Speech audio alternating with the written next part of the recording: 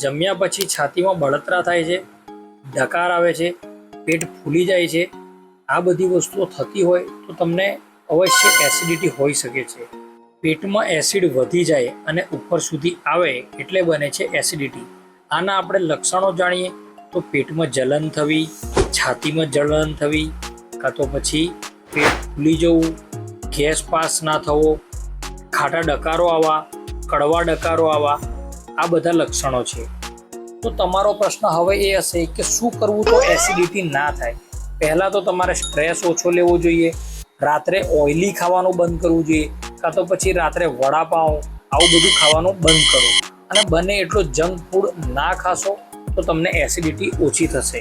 આપણો મોટો એક જ રાખવો કે જલસાથી જમવું, ટાઈમ પર જમવું, અને ઓઇલી અને તીખું બને એટલું ઓછું ખાવું, અને સ્ટ્રેસ તો લેવો જ નહીં.